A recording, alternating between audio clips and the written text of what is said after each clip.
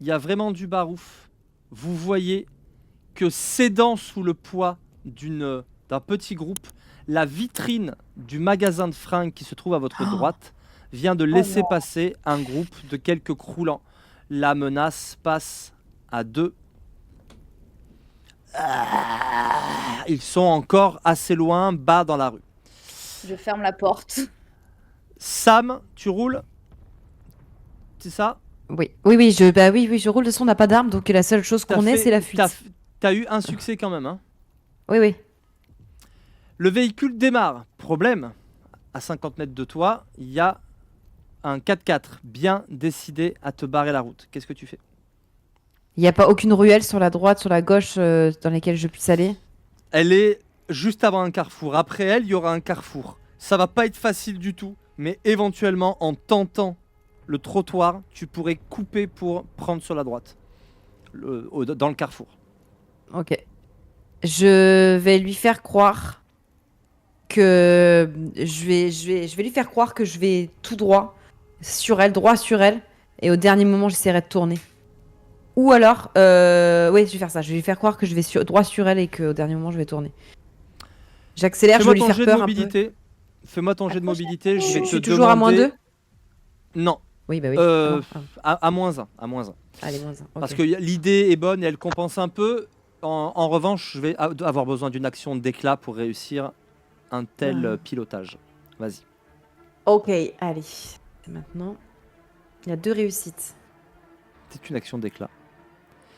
Tu fonces vers la voiture qui se met à reculer. Tu passes vraiment, ça va grincer sur la portière. Tu frottes un réverbère. T'as ton rétro à toi qui saute. Ça raye sur ta portière alors que c'est plus ce qui est raflé. Vous râpez un réverbère sur la gauche. Vous avez la camionnette qui saute quand elle tape dans le trottoir à pleine vitesse. Et vous râpez de l'autre côté le coin d'un espèce de petit balcon. Tu sais, tu montes quelques marches pour rentrer dans une maison qui fait l'angle. Voilà. En fait, mais vous passez vraiment, ça fait des étincelles, mais ça passe. Vous êtes de l'autre côté de la route.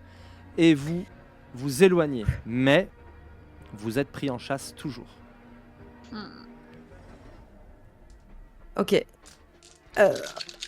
Qu'est-ce qu'on fait? On n'a rien dans la boîte à gants, on n'a rien à jeter dessus, on n'a aucune arme, on n'a que dalle. Oh. J'allais dire, je vais pas te demander trop de jets, ce serait vicieux de ma part. Je ne t'en demanderai que si j'ai des réussites.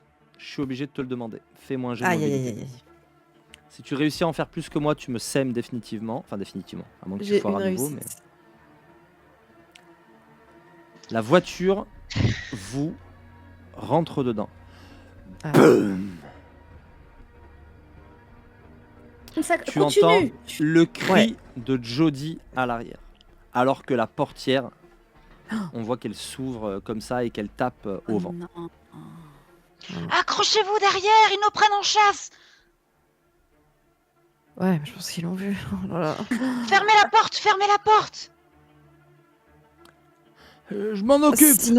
Sinon, j'accélère un grand coup, je leur dis de s'accrocher et je freine un grand coup et elles me rentrent dedans. Mais par contre, ceux qui sont derrière... Non, ils risquent de sauter. Ceux qui sont derrière, non, ils risquent de mourir parce qu'ils sont même pas attachés. Continue à rouler, continue. Non, t'as raison, je continue à rouler. Et essaye de faire des zigzags à la limite. Franck a dit je m'en occupe. Et il se dirige vers la porte. Et Franck. vous entendez crier ne faites pas l'andouille, ce n'est pas le moment de jouer les héros. On va quand même pas tomber. Toi, tu avances. Vas-y, fais-moi ton jet de mobilité. Oh là là, elle a refait une réussite. Tu évites de justesse une borne à incendie. Vraiment, t'as failli te la prendre. Au moment où tu quittes le rétroviseur des yeux, que tu entends la porte claquer, que tu es rassuré sur le sort de Franck, tu vois la borne incendie et tu fais un coup. Un coup de volant. Cela dit, ils sont toujours derrière toi. Et tu entends en direction du véhicule.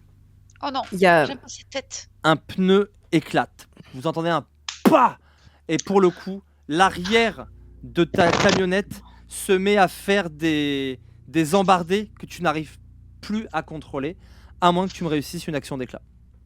Allez, c'est maintenant. C'est maintenant. Avec Marion, on s'accroche. Oh non, pas du tout. Oh là là là là là. Ah bah, j'ai qu'une réussite, mais par contre, j'ai pas d'échec parce que c'est pas sur les dés rouges. Une réussite, c'est bien. Tu C'est qu'une ne réussite. t'éclates pas dans la vitrine de ce magasin qui fait un virage que tu essayais de prendre, mais le véhicule n'y arrive pas. Tu réussis malgré tout à stopper le véhicule. Ça fume de devant. Derrière, il y a une odeur de caoutchouc cramé horrible, mais vous êtes à l'arrêt. Ok, je descends du véhicule et je dis on se barre. Et j'essaie de faire le tour après. Enfin, j'attends que vers les filles derrière. descendent. Pour Il dire aux gens. sort une à une, mais il y a derrière vous une... il y a derrière vous un 4x4 qui forcément vous rattrape. Il y a un gars qui vous aligne avec un fusil d'assaut et cette meuf qui ressemble à, je sais plus comment elle s'appelle, Marjorie. l'actrice qui joue dans Mandalorian. Oh, je suis nulle avec les prénoms. Ah oui, ok, je Celle vois. qui fait c'est bon. Bo-Katan. Non, c'est dans la première, il y a une ancienne Stormtrooper entre guillemets, enfin et elle est vraiment hyper tankée. C'est une ancienne Ouais, catcheuse d'ailleurs, je crois. Mais oui.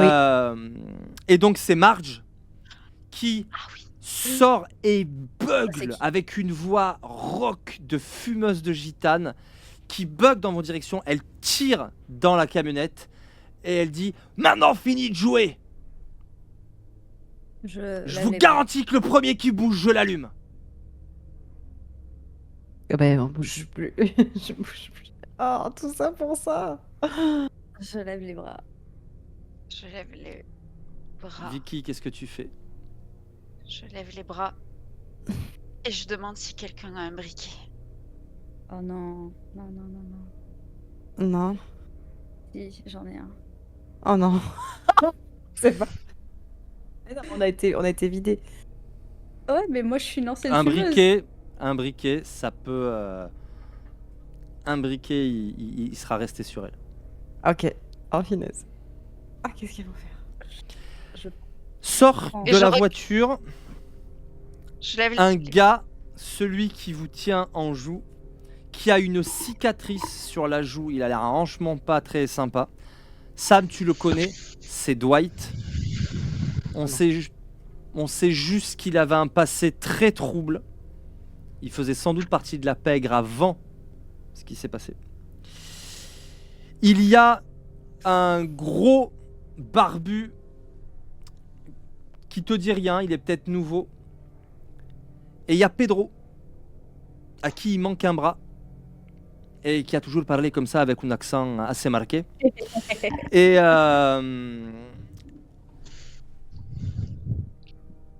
Pedro,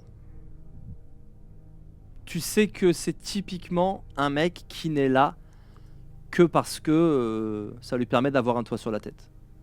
C'est quelqu'un avec qui on peut discuter. Ils sont 4. Ok. Par contre, Marge et Dwight s'approchent de vous et clairement, ils ont pas l'air d'être là pour discuter. Arrêtez, calmez-vous. Calmez-vous, on a essayé de s'enfuir, c'est normal. Je sais très bien où est-ce que vous allez nous emmener. On était obligé d'essayer, vous pouvez bien comprendre. Pedro, toi tu peux comprendre, non? J'essaie de l'interpeller un peu plus loin là-bas. Et moi, il peut comprendre, mais c'est pas moi qui décide, tu sais. Et c'est vrai, là, vous l'avez quand même mis en rogne, Marge, et c'est jamais une bonne idée, tu sais. Et on va vous pousser du bout des canons pour vous faire monter à l'arrière. Alors, c'est un gros 4x4 avec 3 places devant, 2 places derrière. Et il y a une espèce de benne derrière. Et c'est là-dedans qu'on essaye de vous faire grimper tous, les uns après les autres. Que faites-vous? Je regarde si leur véhicule a été endommagé. Il a été sans doute bugné par la poubelle qu'ils ont heurté tout à l'heure sur l'aile. D'accord. De la tôle, quoi. Ouais. Vous repérez que derrière, tout ce barouf attire quelques croulants de passage. Eh oui. On est tous sortis, il n'y en a pas un qui a réussi à se planquer, à rester planqué dans le Ils- camion. Personne ne m'a dit qu'ils s'étaient cachés, et je peux vous dire que dans l'état où ils sont, avec ce qu'ils ont mangé, les vieux et les enfants, ils sortent, ils sont un peu blessés. Vera, elle a le crâne ouvert. Enfin, ils ont pris. Derrière, ça a brinque-ballé. Hein. Les Est-ce 4 que- sont sortis sans moufter. Est-ce que si on traîne le pas, les croulants sont vraiment proches de nous ou pas? On n'a pas d'armes. Oui. Je vous le dis. Je vous le dis. Les discrètement, je croulants, on ils est sont. parmi, les gars. Non, ils sont encore bien à 70 mètres, quelque chose comme ça. Ils arrivent du bout de la Derrière- rue, mais derrière le 4x4. Bon, de toute façon, moi j'ai les bras levés et j'écoute ce qu'ils me disent. Ils vous poussent de la pointe du canon à monter dans la camionnette. Ok. Ouais, là, j'écoute. Est-ce J'ai pas que- d'armes. Ils sont tous costauds. Non, pas tous. Il y en a un qui il lui manque Ah. un bras Ah, et il a juste une arme de poing. Il y en a un qui est plutôt gros, plutôt obèse que musclé. Mais par contre, l'autre, celui qui a la cicatrice, il n'est pas particulièrement costaud, mais il a l'air vicieux. Et alors, par contre, Marge, elle plie en deux n'importe lequel des 3 bonhommes. ok. Enfin, je t'explique. J'aimerais monter dans le véhicule, côté avant, prendre le volant et rouler sur eux. Sauf que j'aimerais savoir, est-ce que... C'est pour ça que je veux savoir, je parle au MJ. Est-ce que quand on passe à côté de la voiture, ils sont à côté de nous, j'imagine, vu qu'ils nous tiennent Mhm. En jeu. en joue, merci. Est-ce que j'arrive à voir... Est-ce que j'arriverai à aller assez vite si on passe à côté pour rentrer dans le véhicule? Ça te paraît compliqué. Ok. C'est pas impossible, mais ça veut dire une action d'éclat. Si tu la rates, vu l'état dans lequel elle est Marge, je te le dis, tu prends une balle. C'est Je vais risqué. rejoindre Tyrone. Non, non, non, non, non, non. Tu tentes ou pas, Maria? Je la vois Je- hésiter ou pas parce que Ouais, moi aussi. c'est Moi, sûr. Je regarde Désolée. Vicky. Ouais. Je regarde Vicky. Et j'ai un moment d'hésitation. Je pense que tu vois à mon visage que j'ai une idée un peu dangereuse. Et je te regarde et je te dis, je crois qu'il faut courir. Et je me retourne pour voir où elle est, cette Marjorie. C'est ça, oui, Marjorie. Elle est dans le dos de Jaden alors Frank et Mademoiselle Fletcher sont montés. Là, Dwight pousse Jodie, elle pousse Jaden, pendant que Pedro vous pointe avec son pistolet. Je me retourne Et il y a- vers Pedro. Les Et mains il y a en l'air, l'autre là, le gros barbu, qui est aussi, lui, il a un genre de fusil de chasse. Ok, je me retourne vers Pedro. Et je lui dis, je pense pas que c'est une bonne idée de nous tuer maintenant. Mais je pense pas que c'est une bonne idée de nous faire monter. On t'entend pas beaucoup, Bruna, le son est... C'est bon. Ah, vous m'entendez? Attendez, Oui, je pas rapproche. si tu chuchotes. Là, c'est bon. Là, voilà, quand tu parles normalement, ça va. Du coup, j'ai les mains en l'air, je me retourne vers Pedro et je lui dis je pense pas que c'est une bonne idée de nous tuer maintenant. Je pense pas que c'est une bonne idée de nous faire monter là-dedans. Et on n'a pas trop envie de vous suivre. Mais on n'a pas envie de mourir. Mais comme il a Je te dit, moi, propose- c'est pas moi qui décide. Tu devrais pas l'énerver, elle. D'accord. Est-ce Il que finit tu sa penses... Est-ce que tu penses que si j'essaie de prendre ton arme et de lui tirer dessus, tu m'attaqueras ou tu nous laisserais faire? Recul, ça va mal finir. Aidez-vous, c'est une chose pas de passer. Arrête, c'est une très mauvaise idée. Marge, Elle est prête à faire la maline, elle. Ah, j'ai pas dit ça. Calmez-vous, attendez, calmez-vous. Tout le monde se calme. On va faire ce que vous Jody dites. Et Mais calmez-vous. Jaden montent en direction... montent sur la camionnette. Marge se rapproche furax. Elle te regarde, Maria. Tu veux faire la maline, toi? Tu veux faire la maline, c'est ça? Elle J'ai te pas dit que met je en voulais faire joue. la maline. Je veux juste savoir s'ils pouvaient nous laisser partir parce qu'il y a des coulants qui arrivent et je pense que vous en avez besoin pour votre culte, pour avoir encore plus de coulants que d'avoir des personnages comme nous qui, qui sont inutiles. T'as raison, on va avoir besoin de quelqu'un pour les retarder. Elle t'empoigne et elle te pousse à monter.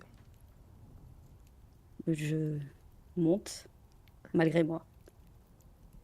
Vicky, Sam, Moi, j'écoute ce qu'elle dit parce que je vois qu'elle est très en colère à tout moment.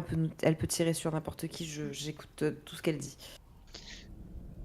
Et en étant à l'affût et en regardant tous les visages de tout le monde pour voir si quelqu'un a une idée et en voyant que des mauvaises idées et aucune opportunité, je cède moi-même aux ordres. Et je monte. Je monte. vous montez les uns après les autres. Elle attrape Franck alors que les croulants s'approchent. Elle le fait descendre. Ah, c'est pas. Non, moi je viens avec vous, je viens avec vous. Non, ta copine a raison. Il faut quelqu'un pour le ralentir. Elle lui tire dans la jambe. Et elle ferme, elle monte dans le... Elle monte dans la camionnette et elle ferme la porte. Elle allume le moteur. Vous entendez juste le hurlement de Franck qui se tient la cuisse et qui va se faire rattraper par le petit groupe de croulants. Et alors que la camionnette s'éloigne, vous n'entendrez plus que les hurlements de Franck qui se fait dévorer par les croulants.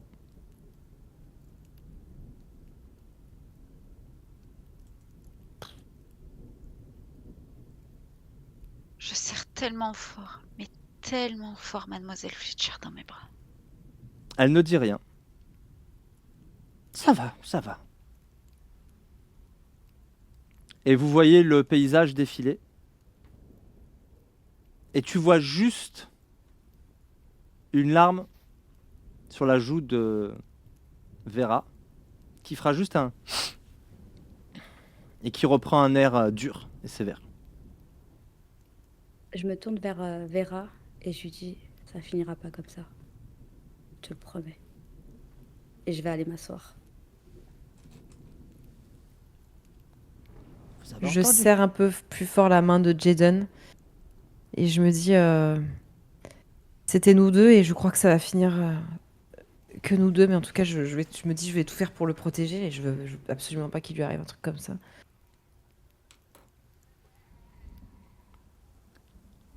Vous allez arriver dans un endroit très étrange. Vous allez arriver dans un hôtel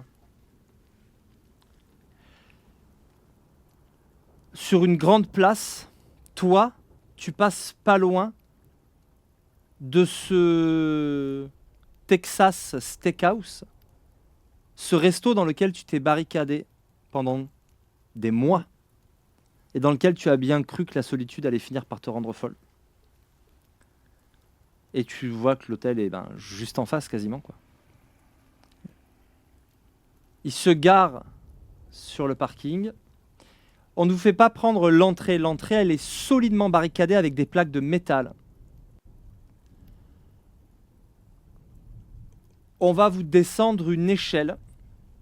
Et pour le coup, en haut comme en bas, il y a des gens qui vous tiennent en joue au cas où vous feriez de mauvais gestes. Et tout le monde va monter à l'échelle pour arriver dans un couloir. Une fois que vous serez monté, on retirera l'échelle, on fermera la porte. Vous allez passer par le hall principal de l'hôtel au-dessus du rez-de-chaussée qui fait un tapage assourdissant parce que ça constitue un grand balcon avec 2 escaliers qui descendent de part et d'autre. Les escaliers ont été détruits. Alors on pourrait, avec un peu d'acrobatie, on pourrait éventuellement réussir à monter, mais il y a vraiment un gros trou de part et d'autre dans chaque escalier.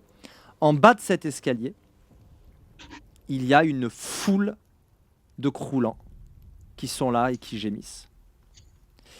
Il y a une porte, un petit portail métallique dans la rambarde qui donne sur les croulants. Quand vous voyez ça, l'espace d'un instant, vous vous demandez si c'est pas là que vous allez finir. Mais non. Maria, alors que tu passes cette foule de croulants, tu te demandes si c'est pas un de tes frères que tu vois dans la foule là, des croulants. Et tu te demandes bien ce qu'il fait là, comment il est arrivé jusqu'ici. Mhm. On vous amène, on vous fait monter pas mal d'étages. Et vous arrivez à un étage qui est particulièrement sombre, où les chambres ont l'air d'avoir été transformées en cellules. Tessa! On a du monde pour toi. Il y a une femme qui s'approche de vous avec un fusil en bandoulière. Elle joue avec une matraque comme ça, comme un mauvais flic de série B. C'est une femme noire américaine qui vous regarde avec hargne. Et cette femme, Vicky, c'est ta mère.